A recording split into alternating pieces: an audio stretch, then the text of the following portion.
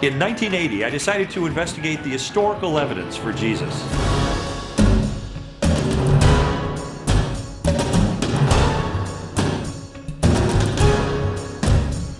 After 21 months of research, I came to the conclusion that Jesus is the unique Son of God and that Christianity is true.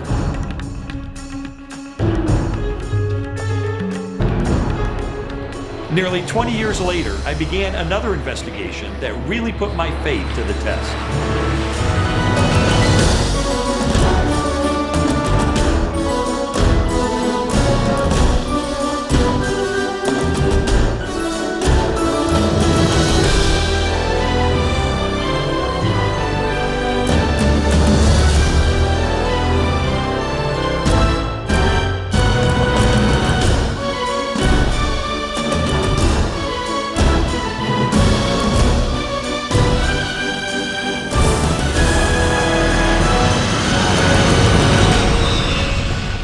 After I became a Christian in 1981, I realized pretty quickly that even though this was the most important decision I'd ever made, it was only the first step in a long spiritual journey.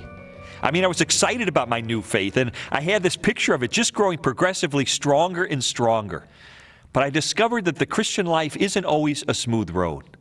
In fact, at times it can be more like a minefield, loaded with many of the same objections and doubts that I had when I was a skeptic. And these doubts are inevitable. I mean, to some degree, we're all going to have them. The question is, how will they affect us when they hit? Are we drawn closer to God through the experience, or are we pushed away by uncertainty and confusion? Many years ago, I came across the story of a prominent Christian leader whose confrontation with doubt dramatically changed his life. His name was Charles Templeton. On March 18, 1946, Charles Templeton, a pastor from Toronto, Canada, and his close friend, William Franklin Billy Graham, boarded a plane for London, England, and a historic series of Christian meetings. Decades later, Templeton reflected on their friendship and ministry together. Billy and I met in the spring of 1945. It was backstage at a Youth for Christ rally in Chicago. The stadium was packed, and as Billy was being introduced to preach, he leaned over to me and he said, "Pray for me, Chuck, I'm scared to death." Well, that started a friendship that has lasted for over 50 years. Templeton and Graham were soon preaching at Youth for Christ rallies throughout North America. Both shared a passion for the same message, personal salvation through Jesus Christ. In the 1940s, Youth for Christ was a North American phenomenon. The atmosphere was informal and upbeat, and thousands of young people flocked to the meetings.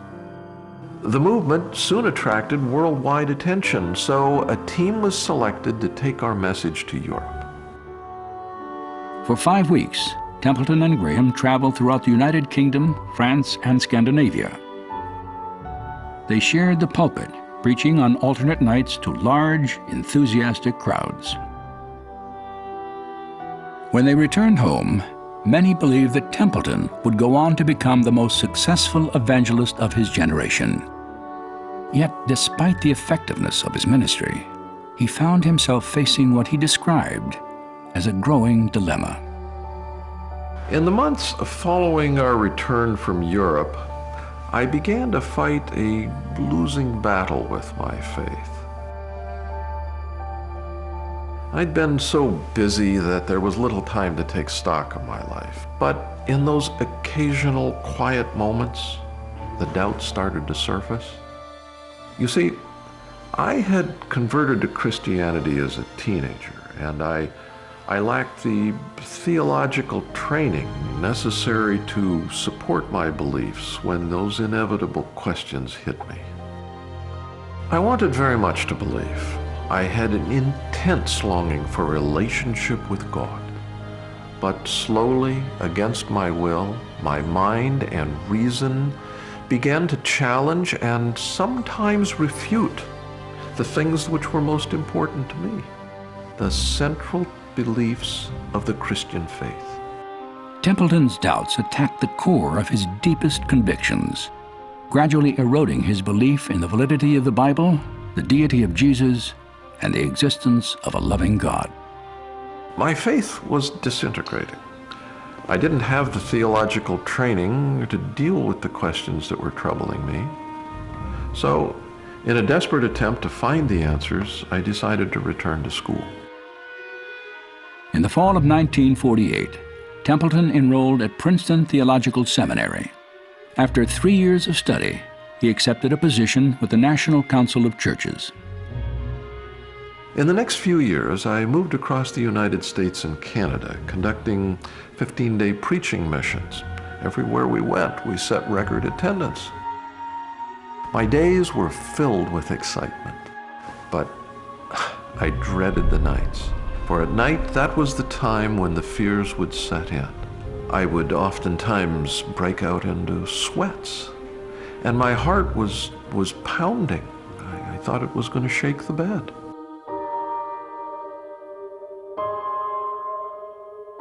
I had to ask myself, what right do I have to stand before thousands of people and try to convince them of something that I no longer believe? It was a reprehensible thing to do. So I had to stop. I had no possessions except a car and $600 in cash. And I would be cutting myself off from all of the wonderful friends that I had made in those years in the ministry. I felt like I was betraying all of them. But in the end, there was no real choice. So I packed everything that I owned into a rented trailer, and I started back on the road to Toronto. Templeton remained in Canada for the rest of his life, working as a writer and news commentator. In 1996, he published his final book, Farewell to God, My Reasons for Rejecting the Christian Faith.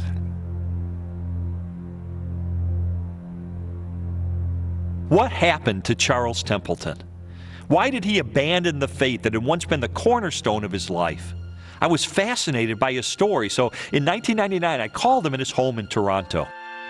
I remember that he answered the phone with his very rich, deliberate voice. I told him that I was a writer and I wanted to interview him about the reasons he had for rejecting God. And he said, well, I'm not doing very well physically, but yes, if you'd like to come up to Canada, I'd be glad to talk with you. So I was on my way the very next morning. When I met him at his apartment, he looked weak and frail. At first, I didn't think he'd have the strength to talk for more than a few minutes, but he insisted that I stay. He was very cordial, very kind, and I liked him immediately. I could sense that his mind was sharp, and he really wanted to tell me his story. He reminisced for a while about his years in the ministry and his friendship with Billy Graham. It was obvious to me that their relationship was still very important to him. And then, after a few minutes, he turned the conversation to his reasons for rejecting Christianity. He described several common objections, and he had a long list. But a couple of things really stood out. He looked me right in the eye and asked two rhetorical questions. In a world with thousands of religions and gods, why is Jesus the only way to salvation? Are we actually supposed to believe that only the Christians have it right? And then, with even more intensity, he asked, how could a loving God, the God of the Bible, create a world filled with evil and suffering? He wasn't looking for a response. He just wanted me to understand these issues that had troubled him for almost 50 years. We talked for another hour, and then I said goodbye. As I drove back to Chicago, I thought about his story all the way home. He was on his way to becoming one of the greatest evangelists of the 20th century, but his faith was destroyed by doubts that I'd struggled with myself. I wish I could have given him some satisfying answers. I really wanted to help him. And I also wanted to know that my own faith could stand up to the tough questions that had ruined his. You know, I think that's the moment I decided to launch another investigation. During the next 6 months, I traveled thousands of miles to interview scholars and theologians and ministry leaders who had confronted two of Templeton's major objections to Christianity. Why is Jesus the only way to God? And how can a loving God allow evil and suffering? When I left for my first interview, I remember feeling a little bit apprehensive. These were questions almost everyone faces at some point in life. And the answers aren't only difficult and controversial, they're also crucial to our perception of God.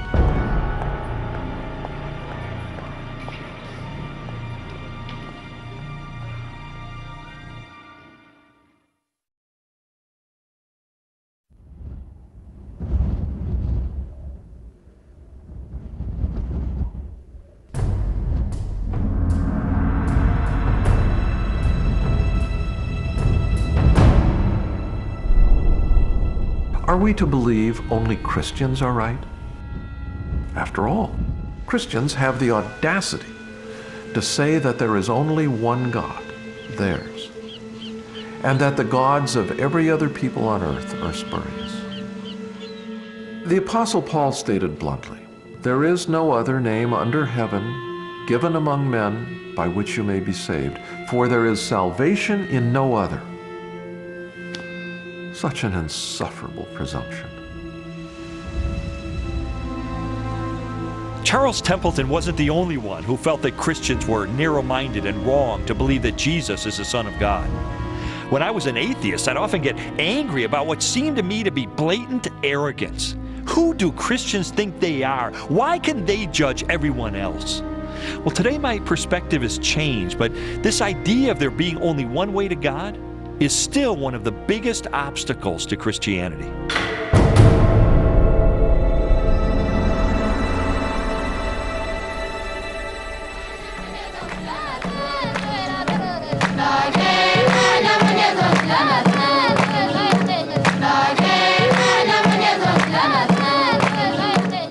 More than 2 billion people, about 1/3 of the world's total population, identify themselves as followers of Jesus Christ.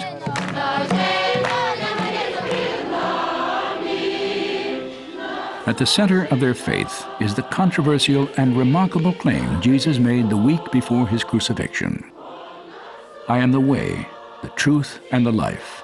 No one comes to the Father but through me." I am the way, the truth, and the life. What was he saying? He really was saying there's only one way to the Father. No man comes to the Father but through me. Now, he doesn't say this in a vacuum. It isn't like this is something he just dreamt up there at the Last Supper. This is something that he's been saying in many different ways all the way through his ministry. The truth of the matter is that before Jesus came along, no one was claiming to be the exclusive manifestation of God on earth. This was not only a shocking claim, it was a scandalous claim, and early Jews were not expecting it. You know, it's not a surprise to me that Jesus got himself crucified. What's a surprise to me is that he lasted for 3 years in public ministry before that happened, making the kind of claims that he was making. It's certainly a difficult thing to bring up in polite society that Jesus might be the only way to God. It can bring up rancor and it can bring up bad feelings. But at the end of the day, the question is that true?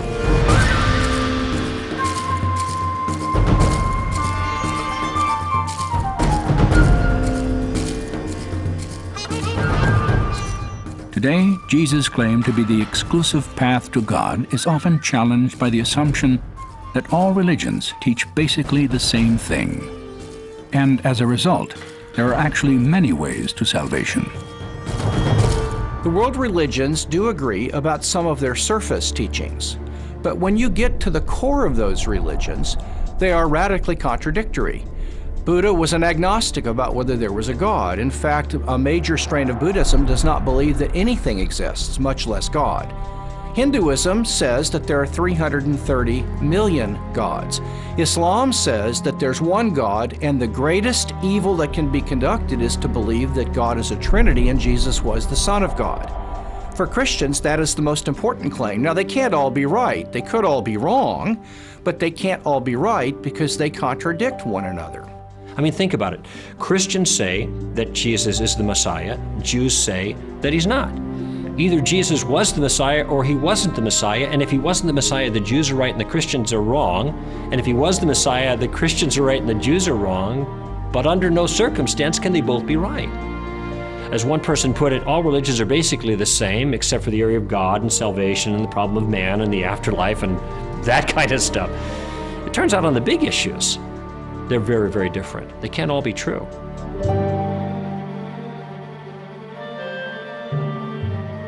While the theological differences between the world's major religions are glaring, individual believers, be they Muslim, Christian, Hindu, Buddhist, or Jew, share a universal need.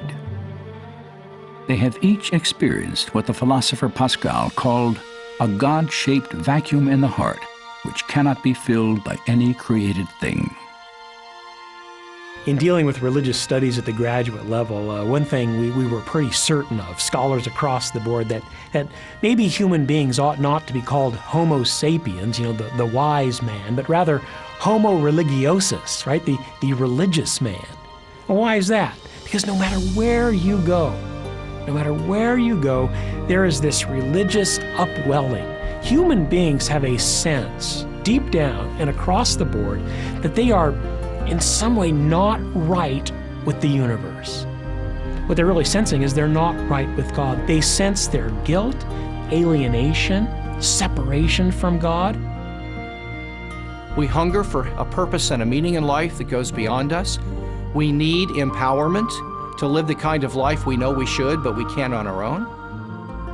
Jesus' identification of these problems and his solution to them is more profound than any other religion.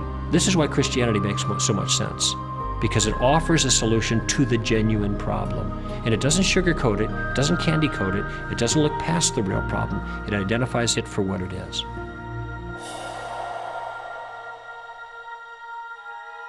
It is written, "There is no one righteous, not even one. All have turned away. They have together become worthless. For all have sinned and fall short of the glory of God." Throughout my research, I was struck by how clearly the Bible identifies humanity's most fundamental spiritual need. We're all separated from God by our sin because He's perfect and pure and holy, and we're not. None of us has lived up to our own standard of morality, much less to God's, which is infinitely higher. And because the justice of God is also perfect, this separation should have lasted for eternity. But there's hope. God didn't just leave it at that, though He might have. Out of love, He reached down with a rescue effort. And the rescue effort wasn't just to toss some teaching our way and hope that we would live better lives, but the effort entailed, and this is where Christianity is absolutely unique, the effort entailed God becoming a man Himself to communicate in the most clear form possible His intentions and desires, and to make a sacrificial provision for pardon for man's crimes against God.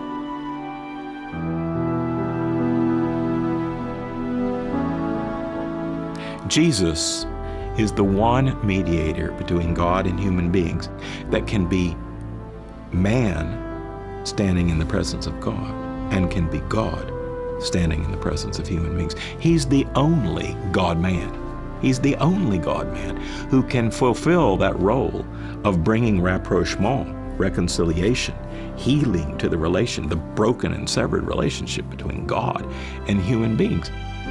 What Jesus did then was to take the penalty for the crimes of men upon Himself so that human beings could be freed. He took the rap for their crimes against God. Not only does God come down to reach out to man, but He gives him a free pardon of his crimes. The solution to the problem is not in making man better. Okay, let's make up for past deeds gone bad. Now that isn't going to work. The solution is grace. You were dead in your trespasses and sins, but God, who is rich in mercy, made us alive with Christ. For it is by grace you have been saved through faith, And this, not from yourselves, it is the gift of God, not by works, so that no one can boast.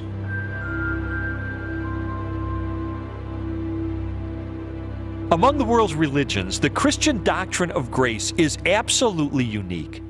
You see, grace means that there's nothing we can do ourselves that qualifies us for salvation. Outstanding moral behavior or a lifetime of good works, they're not going to get the job done. That's because God's forgiveness is a gift that we can never deserve and we can never earn. The grace of God is a way of referring to the fact that when God loves us, when God does good things to us, when God sends Jesus Christ into the world, when God gives us His Spirit, this isn't as a reward for something that we have earned. It isn't because we have twisted God's arm. It is simply because God loves us, and He loves us lavishly, and He wants to make that lavish love a present reality in our lives.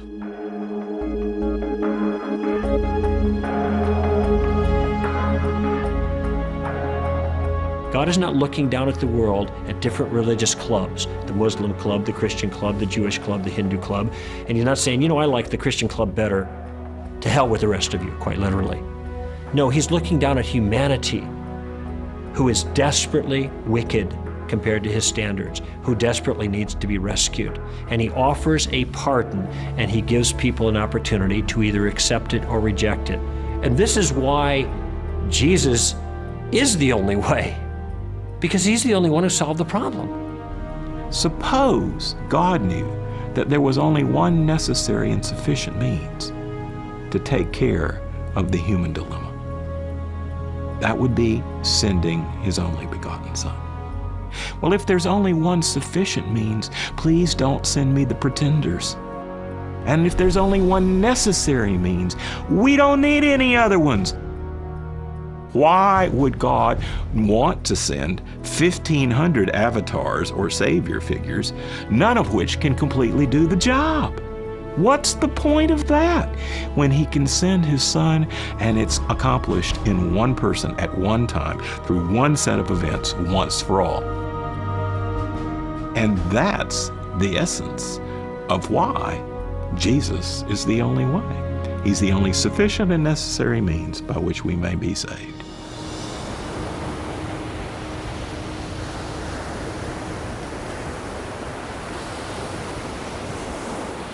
The uniqueness of Jesus is magnified when His specific claims and teachings are compared with those of history's other religious leaders. There is no other great religious leader who ever claimed to be the direct way to God in the way Jesus claimed it. The Buddha certainly didn't. Most Hindu gurus and leaders don't do that kind of thing. Muhammad certainly didn't do that. He would have thought that to be blasphemy. You could take Buddha out of Buddhism and you still have the teachings of the Buddha. Or you could take the Prophet out of Islam and you still have the Quran and the teachings there and the supremacy of Allah. But if you take Jesus out of Christianity, you don't have Christianity anymore, because Christianity is not based on the teachings of Jesus. It was rather the person of Jesus that is critical.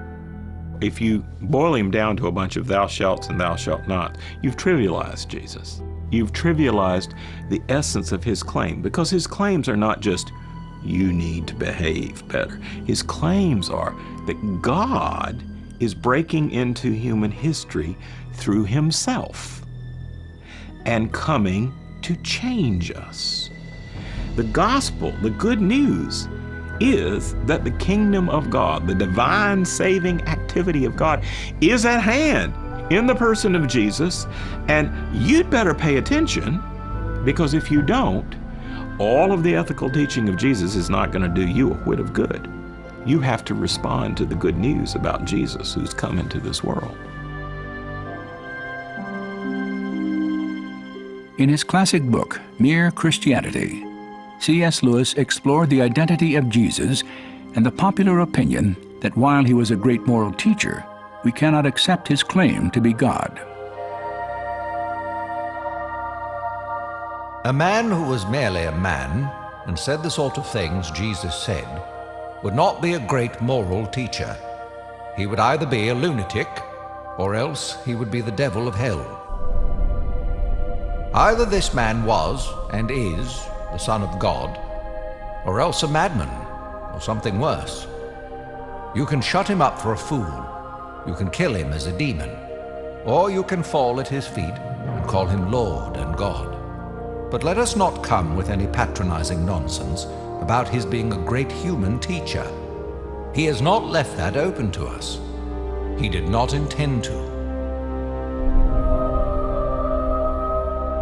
When someone says Jesus was just a great moral teacher, that's rather like saying, Mozart wrote some rather pretty tunes. Just say, well, yes, he did write some pretty tunes, but if that's all you can hear in his music, then you need to sit down and learn what those symphonies are really all about. And saying Jesus is just a great moral teacher is a way of disinfecting him, of saying we can have him on our terms rather than on his terms. And actually, Jesus is not easy to grasp if you do it like that. That's like saying the only bit of the Mozart symphony that I'm actually going to think about is the bit that I can whistle on my way home from the pub. Well, best of luck.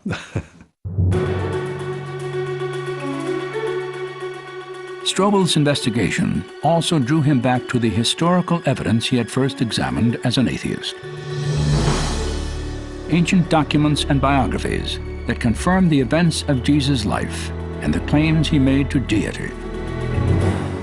The 4 New Testament Gospels leave no doubt that Jesus believed he was the only way to God. So the issue is, can we believe Jesus? This is where his credentials become so important. And there's a wealth of historical evidence that I've studied for almost 30 years. We've got older documentation and earlier eyewitness accounts of Jesus' life than we have for any other religious leader of antiquity. In addition, we have hundreds of years of scholarship that upholds the validity of the Gospels. Unlike anyone else in history, Jesus fulfilled dozens of prophecies, including the location of his birth, key events of his ministry, and the details of his execution. And each of these prophecies was first written in the Hebrew Scriptures centuries before he was born. Jesus also performed miracles, often in front of his enemies and skeptics, that demonstrated his supernatural power over nature, disease, and death. And if all that wasn't enough, he was resurrected from the dead in an historical event that was confirmed by more than 500 witnesses.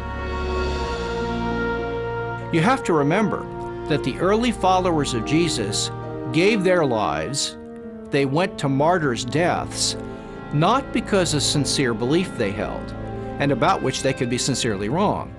No, they went to martyrs' deaths because something they actually saw with their own eyes and touched with their own hands. They saw Jesus risen from the dead after he was executed on the cross. If Christ has not been raised, then all our preaching is useless and your faith is useless. And we apostles would all be lying about God.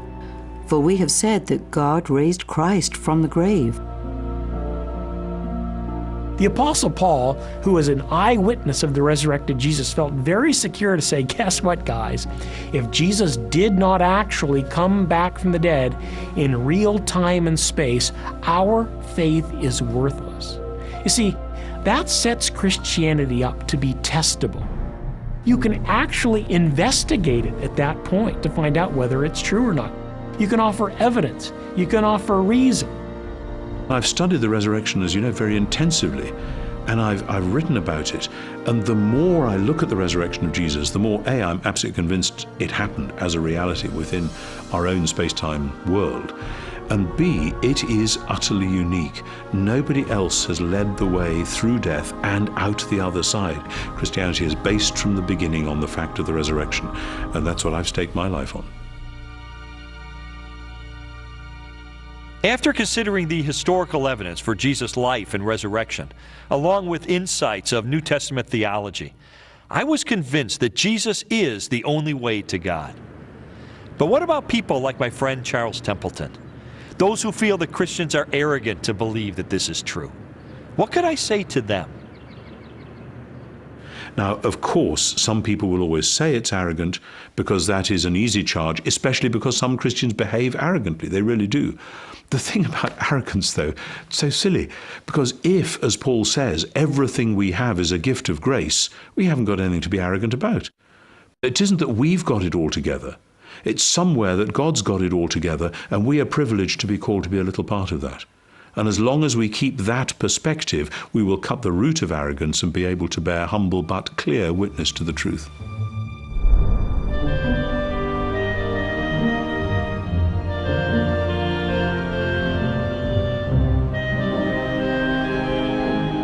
Christianity has been defined as one beggar telling another beggar where to find bread. And I think that's a wonderful illustration. We were sinners living in rebellion against God. And we found forgiveness and grace through Jesus Christ. And we just want to pass this truth on to the rest of the world. The way to any truth is often narrow and specific. And because of his sinless life and divine nature, Jesus is the only one qualified to pay the penalty for our sin. He alone can reconcile us to God. And that's why when Jesus said, "I'm the way, the truth, and the life. No one comes to the Father but through me," we can trust him with confidence and with humble and grateful hearts.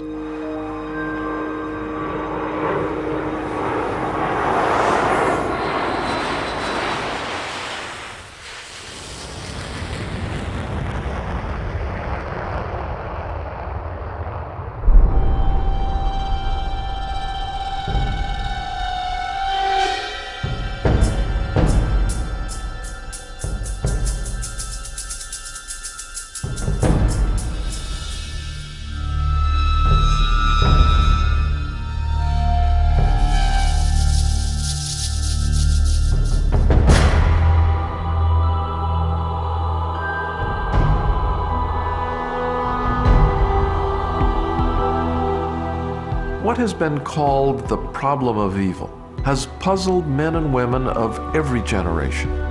Why, in a world created by a loving and omnipotent God, are suffering, disease, and death inevitable facts? You see, a loving God could not possibly be the author of the horrors that continue every day and will continue as long as life exists.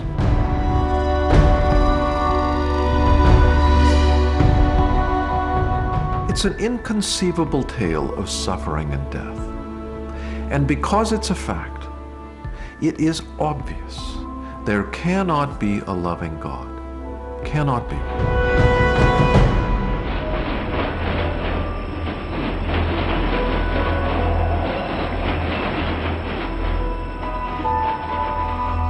Early in my career as a journalist, I covered a lot of stories involving people who were living in extreme poverty and horrible conditions, or who'd been the victims of crime or terrible accidents.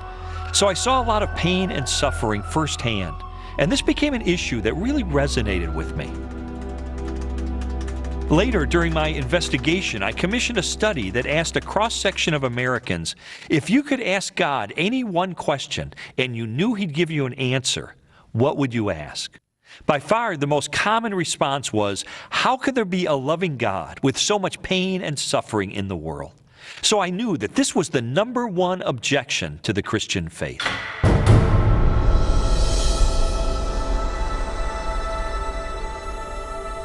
What a lot of people don't realize when the problem of evil comes up is that everyone has to deal with it. This isn't just a problem for me as a theist. Every human being walking the face of this earth is aware of evil in the world, and everybody has to, from their perspective, from their worldview, offer a solution to it. The real question is who has got the best answer in the context of their worldview? Which worldview has the best resources to help deal with this problem? And here I think the biblical worldview excels.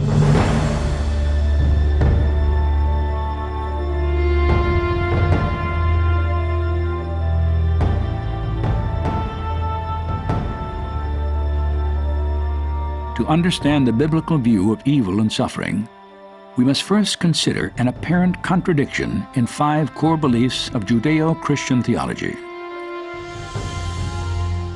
God exists. God is all good. God is all-knowing. God is all-powerful. And there is evil in the world. It appears that there's a conflict between God's goodness and God's power. If he was good, he'd want to get rid of all evil in the world, and if he is powerful, he'd be able to, but evil exists, and therefore he's either not good or he's not powerful. That's a pretty good argument, and I think the only way of answering it is to show that the terms are ambiguous. We don't fully understand what God or good or all-powerful or all-wise mean. We partly understand them. So we have to make some distinctions. Yours, O Lord, is the greatness and the power and the glory and the majesty and the splendor. For everything in heaven and earth is yours. You are exalted as head over all. There's a lot of confusion about what it means to say God is all-powerful. Many people think that means God can do anything. But the Bible is very clear that there are a lot of things God can't do. For example, the Bible teaches that God cannot swear by a name greater than himself. The Bible teaches that God cannot lie. It isn't that God just chooses not to lie, it's that he can't lie. C.S. Lewis once said, "Can a mortal ask questions that God finds unanswerable?" And he said, yeah, quite easily.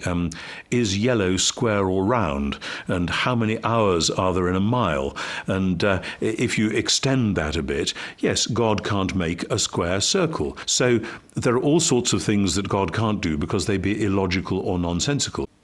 So when we talk about God being omnipotent, what we mean is God can do anything power can do, but we don't mean God can violate the laws of logic and do something contradictory.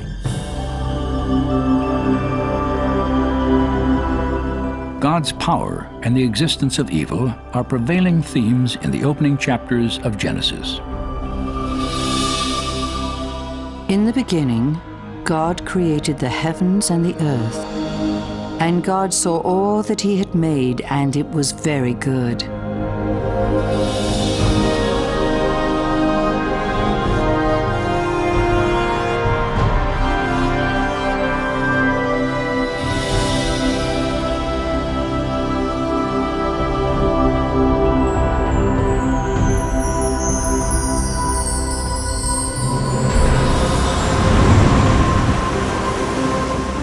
According to the Bible, after God created a universe and a planet perfectly designed to sustain life, he crowned his work with human beings, man and woman, endowed with spirit and soul, free will, and the capacity to make their own moral choices.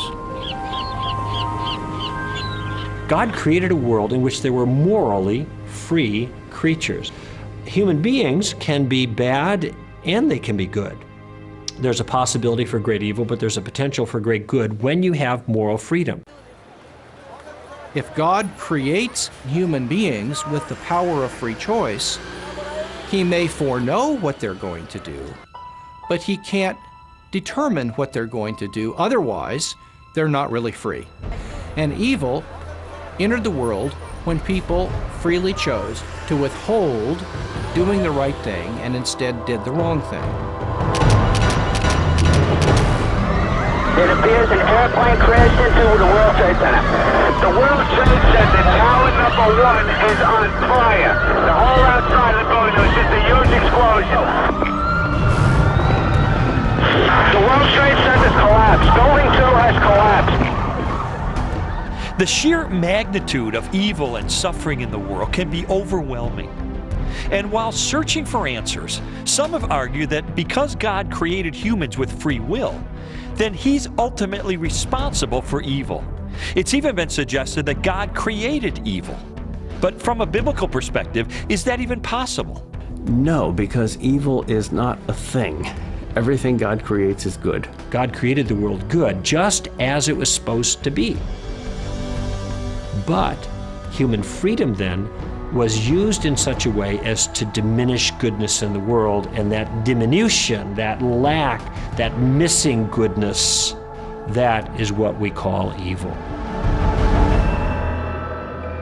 So evil is a lack of goodness. It is goodness spoiled. You could have good without evil, but you can't have evil without good.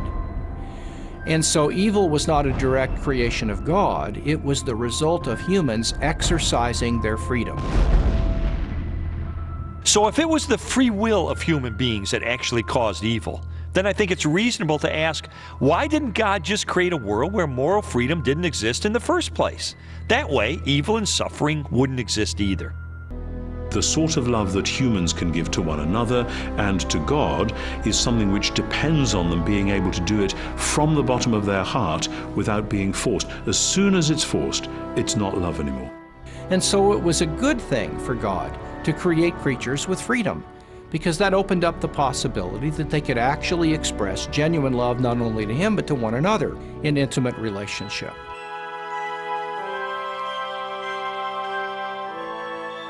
"1,600 years ago, St. Augustine wrote, "Since God is the highest good, He would not allow any evil to exist in His works unless His omnipotence and goodness were such as to bring good even out of evil." Theologians and scholars have long pondered and debated this question. Does a loving God use evil and suffering to accomplish a greater good? I don't know why suffering can't be compatible with God's love. People have this idea that real love rescues from all pain. I ask people when they raise that issue, I say, are you a parent? Do you have children?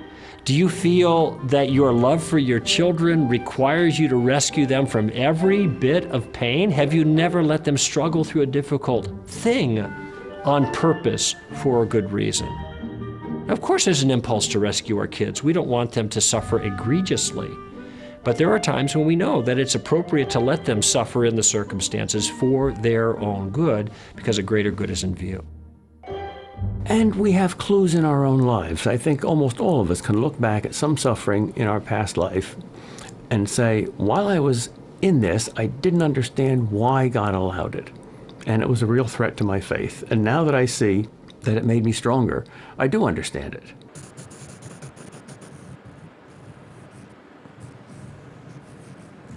For more than 40 years, the lessons and struggle of growth through suffering have played out daily in the life of Johnny Erickson Tada. In 1967, Johnny, a 17-year-old high school senior, severed her spinal cord in a diving accident, paralyzing her body from the shoulders down.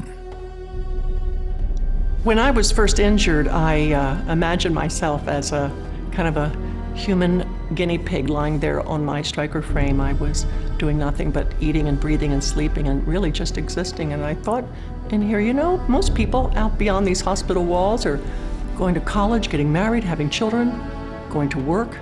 And I'm just lying here sleeping, breathing, eating. And I realized, oh my goodness, upon my life,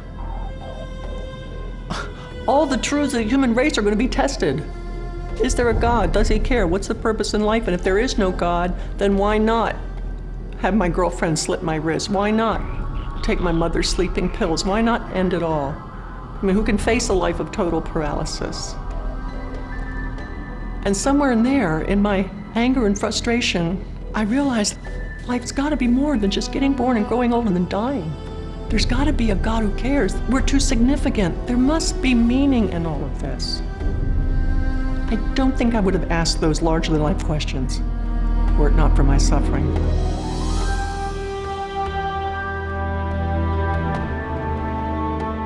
In the decades following her accident, Johnny's life has been marked by extraordinary accomplishment. Through her artwork, music, books, conferences, and radio and television programs, she has inspired millions of people throughout the world. In 1979, she founded Johnny and Friends, an international ministry that has taken the love and hope of Jesus to the disabled and their families. Through it all, she has intimately known both the pain of suffering and the presence of God. There are a lot of people who think I'm a strong person, and I'm not. I am such a weak person. I wake up in the morning and honestly, I think, oh Lord, I don't have the strength for this. I am so tired. I am so tired of this paralysis. But when I start to feel overwhelmed, I'll say, oh God, I have no strength for this day, but you do. I have no resources, but you do. May I please have your resources? May I please have your strength? I can do all things through you if you strengthen me. Please let me borrow your smile for the day. And honestly, before the morning has hardly begun, I've already got a perspective on the day. I've already got peace in my heart and a mission to accomplish. And it's because I've been pushed up against God. And God has shown me some deep things about His purpose and Himself that, for me, are so satisfying, so pleasurable. I wouldn't trade the wheelchair for anything.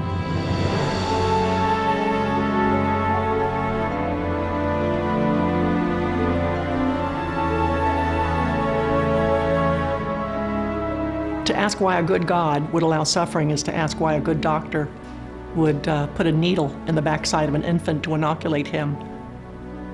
The infant doesn't understand it. All he knows is that it's horribly painful. He can't understand that, in a way, this inoculation is going to prepare him for something in the future that he's not even aware of. And in the same way, God is a God of intention. He's got a purpose and meaning. And everything He puts His hand to is brimming with intention and meaning. So we can rest assured that although the purposes for suffering might be hidden from us in this present life, His reasons are always wise, they're always specific, and they're always good.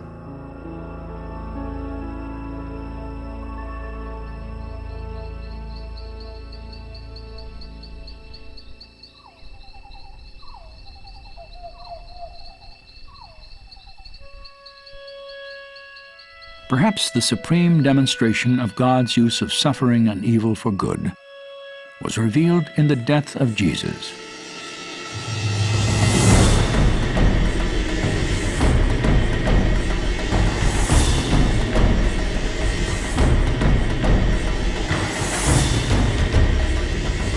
Crucifixion was invented a few centuries before Jesus. It is widely recognized as one of the most horrendous forms of death that any state could sanction against an individual. It was so horrific that Roman citizens were not permitted to be crucified. So it's no surprise that there is a build-up of the forces of evil, if you like, shrieking at Jesus, attacking Him, criticizing Him, until finally they nail Him to a cross.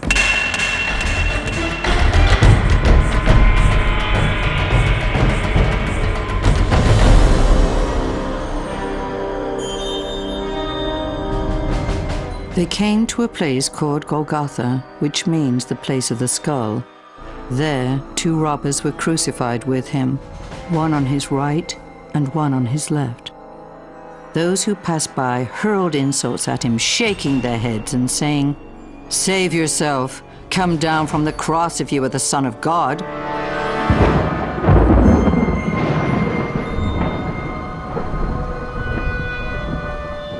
At noon, darkness fell across the whole land, and Jesus cried out in a loud voice, my God, why have you forsaken me?"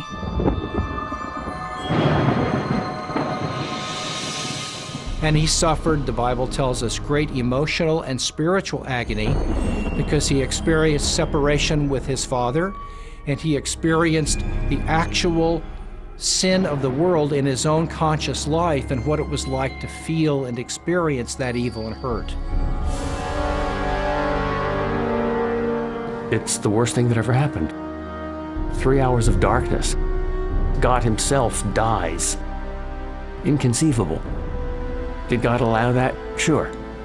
He allowed the devil to creep into Judas Iscariot and Pontius Pilate and Herod and the cruel Romans, and allowed the worst event in the history of the world. Why? For the greatest thing that happened to our salvation.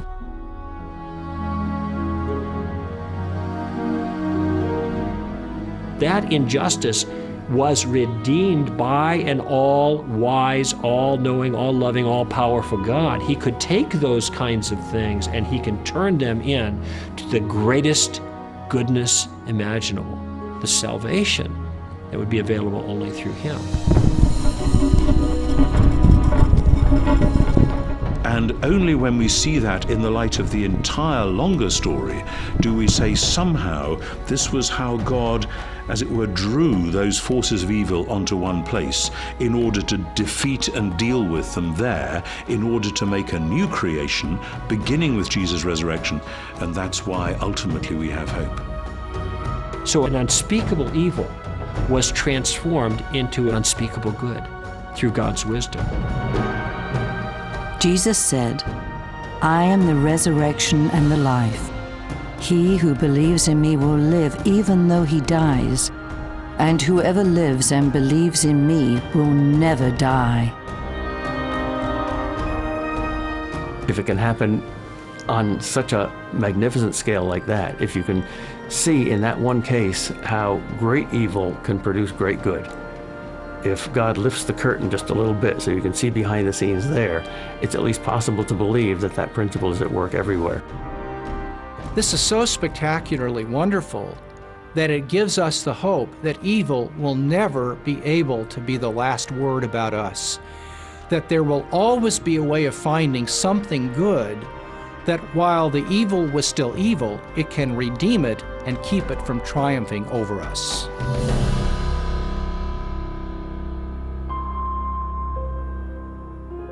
And Jesus answered, "I have told you these things, so that in me you may have peace.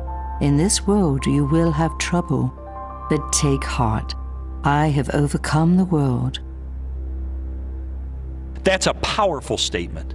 Jesus is acknowledging that because of the acts of humanity that open the door to evil in this world, we have pain, we have suffering. He doesn't try to cover it up. It's an inevitable part of life.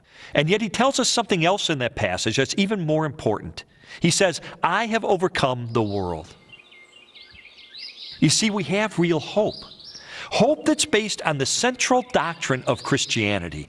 God became a man and entered directly into the suffering of the world. When God became incarnate in Jesus, we are told that Jesus experienced the very same kind of heartache and suffering. Without sin, I admit, but Jesus was finite, and he was subjected to thirst and hunger, to aggression, to hostility, to tragedy.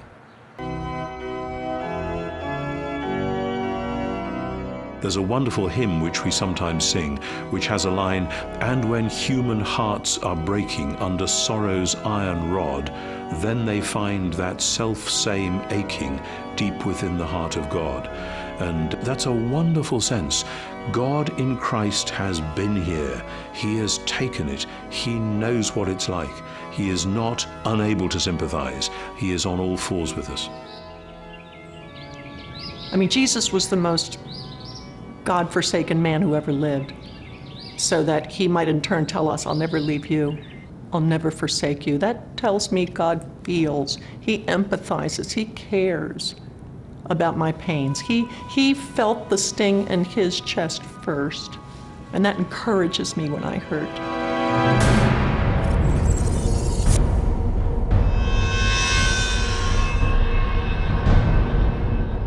In 1944, Corrie ten Boom, a prisoner in a Nazi concentration camp, considered the full measure of God's participation in the suffering of humanity.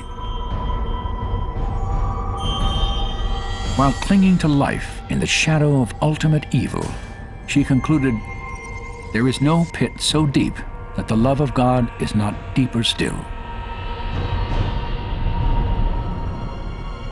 There's a famous passage in Elie Wiesel's book, Night, where he recalls being in a concentration camp and seeing a line of people being hanged, and a little boy is one of the people being hanged, and he's so light that he doesn't die immediately because his neck doesn't break, and he's dangling there half dead and half alive, and the crowd are being forced to watch this, and somebody suddenly says, "Where is God? Where is God?"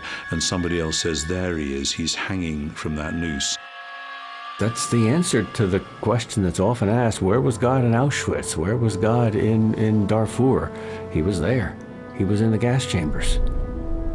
Yes, the incarnation means that he descends into the whole of the human condition. God is there at the heart of the mess and taking the worst onto himself. That's what we believe when we think about Jesus, and that's why ultimately we have hope. It makes me feel there's a certain kind of kinship, that God gets it, that God understands. He's been there. He doesn't just have the facts straight. That's omniscience. He has entered into the experience of it, and that's something entirely different. He knows exactly how I feel. There is no pain that I'm going through paralyzed. He was even paralyzed on the cross. That tells me he identifies, and that, for me, is enough.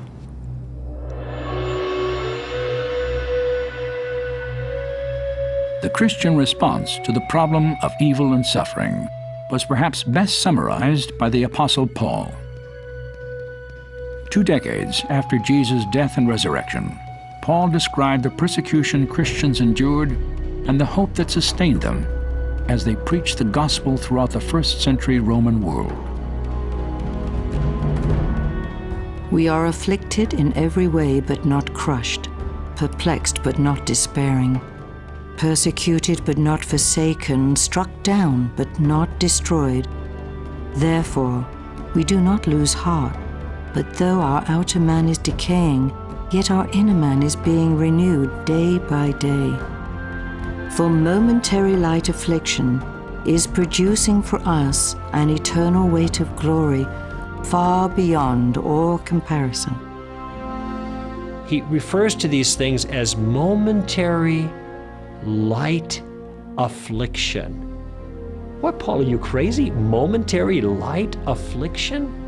Well, we understand when we read further, because he goes on to explain that these are momentary light afflictions in comparison to something else, because these afflictions, and he's very particular about his words, are producing for us an eternal weight of glory beyond all comparison.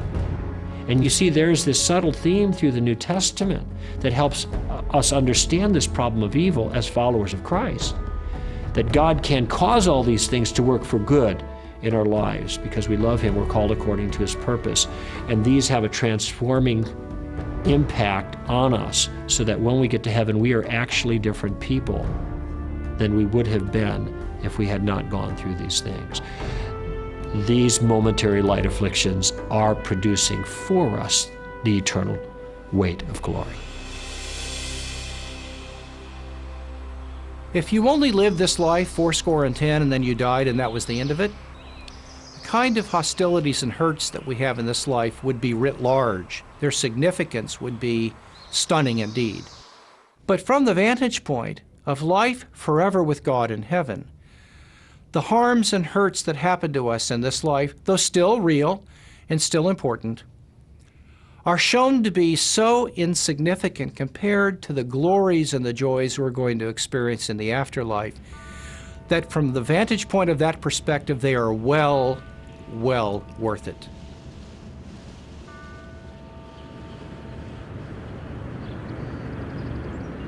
In 1998, I was at a conference and met a young man named Mark Herringer. Mark was from Boston, and we became good friends. One night we were driving to the airport, and he told me about a tragedy that his family had suffered 5 years earlier. I'll never forget Mark's story because it demonstrated so powerfully the importance of what the hope of heaven can really mean.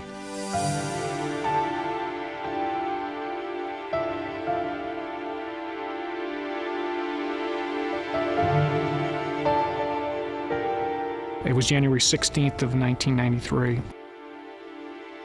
In Boston, it snows a lot, and so you're shoveling your driveway constantly. We had gone to the supermarket that morning, and while we were at the supermarket, it was actually snowing. So I got home kind of irritated and said, honey, why don't you park the car out in the street here? I'll just clean off the driveway. And our 2 kids were with us, our son, 3 years old, and our daughter, Lauren, who was 18 months old.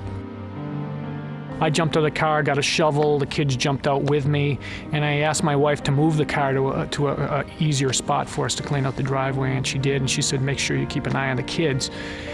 And my son immediately went with her into the car, and my daughter was with me for a few moments, but what I hadn't realized was that she actually wanted to be in the car also. And so as my daughter was running to the car, she was trapped under the front wheel of the car. There was a brief scream of pain, and I immediately ran out, and to any parent's horror, they see their 18-month-old daughter under the front wheel of a 2,000-pound car was overwhelming. She died instantly, as we found out later. I actually took the last breath that she ever breathed on this earth out of her lungs. And we drove to the emergency room at the hospital, hoping and praying that things might be different, but they weren't. And within an hour or so, they had pronounced her dead.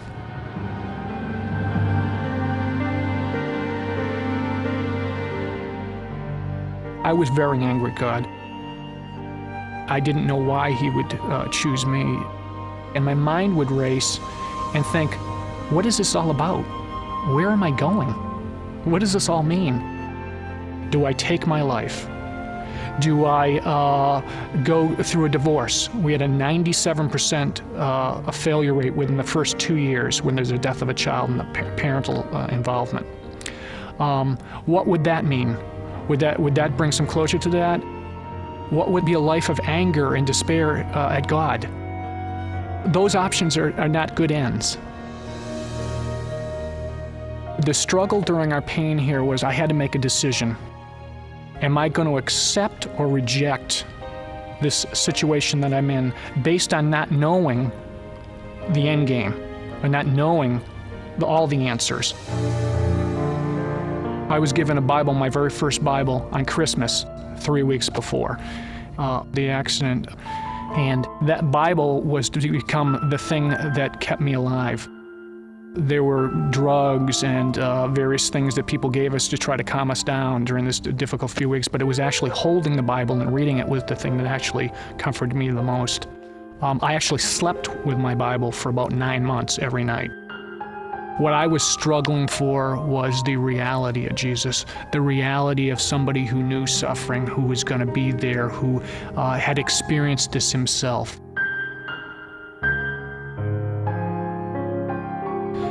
I spent a lot of time actually in cemeteries just walking around and found some comfort there. I could oftentimes connect more closely with pain there because I knew that everybody there had a story and that people had come and grieved there. It gave me a clarity that Jesus works powerfully in places where people are hurting. And so I found great comfort to just be quiet and listen to him there. And so sometimes I would just go around and read the stone markers and pray for the various families. And it actually turned from an internal thing where I was trying to get healing and hope to a place where I would actually intercede for others. And that was a shift that occurred where God began to do a work that my healing was going to be more complete in helping others. We had 5 neighbors who lived next to us, directly next to us when the accident happened. And within 5 years, 3 whole families of those households came to know Christ personally. And when I think back on where we were and how God used that, I said, that doesn't make it all right. That doesn't make it good. That doesn't make my pain go away. But it does tell me that God is bringing some good out of this, that there'll be some eternal good that comes out of her life and death. Your answer at this tough time is you are naked, you are stripped down raw. You have to make a decision. Which road are you going to take? Where are you going to go in your faith? And I think evil and suffering drive us to those points where we have to make those naked decisions. We have to make those raw decisions that give us nowhere out, nothing to hold on to. We're just there before him. And that's what real faith, I think, is. Not knowing the future, but understanding enough now to make a decision that will change the future in our lives. If I look at it through my own experience, I think I would drive it to the point to say that God is in control of all things, and nothing is beyond his reach, nothing is beyond his ability to control. The joy is knowing that this is just temporary, that there's something much more. The eternal perspective changes things because it takes the focus off of my experience now and puts it in a different level, a different realm. The Bible says heaven will be a place where there's no more tears or pain or crying or death. Okay, so if that's true, then the hope is that these things will be resolved and that we'll understand, or we'll have more clarity that we don't have now.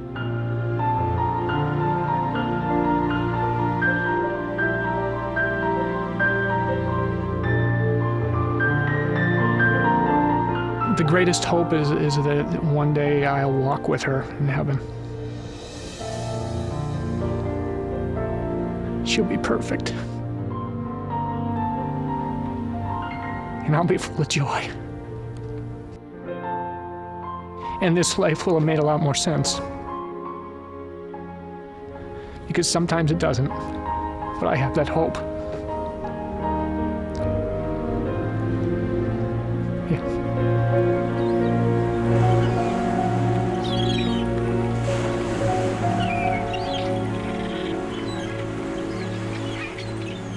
Philosopher and atheist Bertrand Russell once said, "No one can sit at the bedside of a dying child and still believe in God."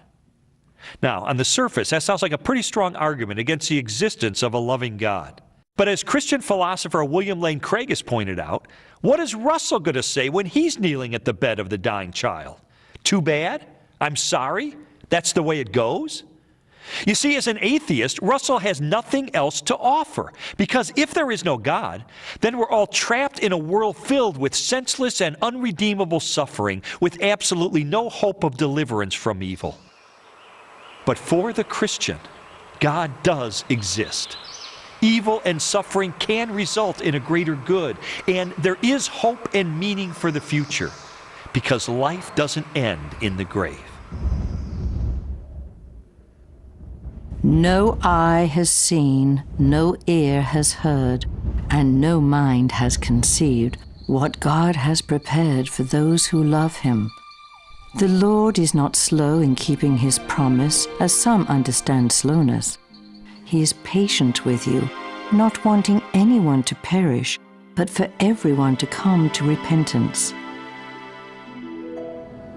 Suffering is in this world because sin is in this world. And if God were to get rid of sin, he'd have to get rid of sinners. I think he's delaying closing the curtain on suffering, sin, Satan, until more people have time to hear about the good news of Jesus. And if my being in this wheelchair a little bit longer provides the time and opportunity for others to come into the kingdom, then my wheelchair's worth it.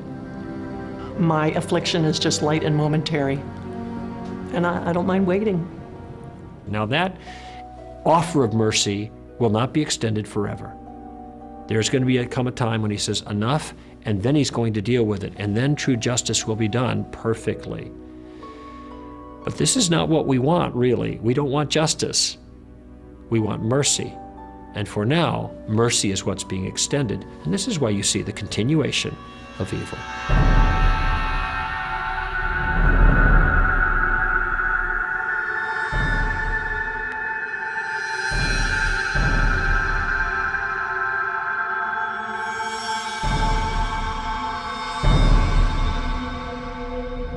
There is so much we don't know about evil, pain, and suffering that many times I think we're people groping in the dark trying to make sense out of it. But God gives us enough to see, to help us to keep on going, and to redeem the pain and suffering we have so it doesn't defeat us. If all I was looking at for the evidence of God was just the problem of evil, sure, I'd say, gee, that's a no-brainer. There is no God. He would never allow these kinds of things. But when I see all the other evidence in other areas for the existence of God and for a good God and a loving God, a God that cares about his creation, who's involved in his creation, well, then that helps put this particular question a little bit more into perspective. But I'll be the first one to admit it's emotionally difficult. I think most Christians go through a sense of deep puzzlement, which can come sometimes once in somebody's life, sometimes 1,000 times in somebody's life, of I really thought God was going to enable such and such to happen, and it hasn't happened. And so yes, we can have huge disappointments, but the God to whom we go back and on whose door we beat and we say, what on earth is going on here, is the God who says, remember what I have been through. Remember the story of my son. One of the worst things that was ever done in the world was done to the best man that ever walked on the earth. So again, when we put it into the light of Jesus and what happened to him, do bad things happen to good people? What's it all about? It's very strange, but somehow God holds that within his purpose and will bring good out of it and through it. Sometimes when we suffer, we're just hoping somebody will give us the formula, how to fix it. What's the step 1, 2, 3, 4, A, B, C, D? Show me what to do, I'll do it. And God blows all that to smithereens. He lobs a hand grenade into the middle of it all and explodes it. He won't let us approach suffering with our own agenda. We've got to come to him empty-handed. Blessed are the poor in spirit. I don't have the answers, God. And when we come to him like that, completely defenseless, and approaching him without a technical, fix-it, mechanistic approach to life, okay, I've got the formula, I know the answers, then we find God to be the answer. We can face anything if we know God is there in the midst of it all.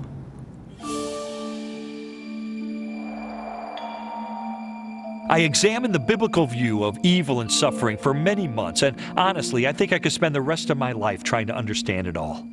The questions can be brutally difficult, and the answers are not quick, and they're not easy. Is Christian theology a satisfying explanation for the suffering in the world?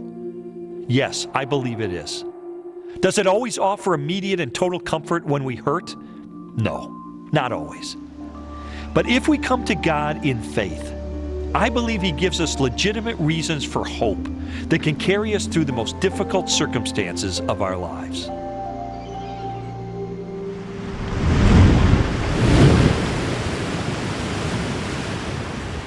How could a loving God allow evil and suffering? And why would he offer only a single pathway to salvation? They are demanding questions of undeniable significance. And for many, the answers are found in the life of a carpenter from Nazareth who calmed the seas and died to redeem the world from its sin. But for some, there are no satisfying explanations, only doubts and objections to the Christian faith. There's a profound sense of loss when anyone abandons a belief system they've held since childhood. I was a teenager when I became a Christian, and I wasn't equipped to challenge the ideas of my friends and mentors. At first, I accepted the beliefs of the people around me. But slowly and against my will, my doubts deepened until my faith languished and died. Those years of indecision were the most troubling and trying of my life. I found myself rethinking the story of Jesus of Nazareth, and for all its intrinsic fascination, it just wasn't the same. It was as if someone I loved had died. You grieve the loss because no one in history has touched the hearts of men and women the way Jesus did. He had the highest moral standard and the greatest compassion of any person I've ever heard of, and his wisdom was unsurpassed. Everything good and decent and pure that I know, I learned from Jesus. And if I may put it this way, I miss him.